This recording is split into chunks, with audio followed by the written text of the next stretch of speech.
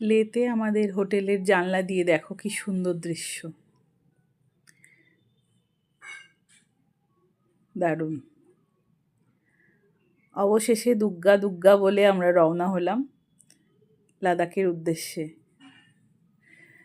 ওপর থেকে একটুখানি ভিডিও করার চেষ্টা করলাম, তো খুব একটা পরিষ্কার না, কিন্তু বরফিলা চটি দেখা যাচ্ছে দেখো পাহাড়ের। একদিকে বরফিলা চটি, অন্যদিকে রুক্ষ পাহাড়, মানে সব মিলিয়ে লাদাখ সত্যি খুব সুন্দর, খুব ভালো লাগলো আমাদের। এই যে পৌঁছে গেছি আমরা এয়ারপোর্টে তো তোমার ক্যামেরা ফটো এসব একদম অ্যালাউ নেই সিকিউরিটির জন্য, তো ওই জন্য ওখানে ছবি তুলিনি।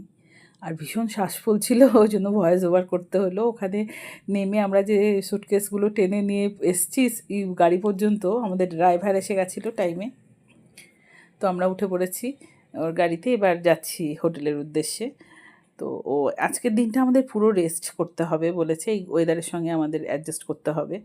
তো এটা সকলকেই হয় যারা লে লাদাখে প্রথম আসছে তাদের। হঠাৎ করে আমরা তো অনেক নিচে থাকি না, এত হাই ইয়েতে এসে অসুবিধা হয়, শ্বাসের অক্সিজেন লেভেল অনেকটাই কম। তাও আমরা একটা ওষুধ নিয়ে এসেছিলাম। আর আস্তে আস্তে আমরা পৌঁছে গেলাম হোটেলে। এটা আমাদের হোটেল। এবার আস্তে আস্তে আমরা রুমে যাব, ফ্রেশ হব। আজকের দিনটা তো এখানেই থাকবো সারাদিনই, বলেছে বেশি চলাফেরা করতে বারণ করেছে। তো ঢুকলাম হোটেলে, অনিয়ার গুড্ডি গেল রিসেপশানে, যেসবগুলো থাকে আর কি কাজ সেসবগুলো করার জন্য। আমি তো জায়গা খুঁজছি কোথায় একটু বসে পড়বো। অবশেষে বসে পড়েছি।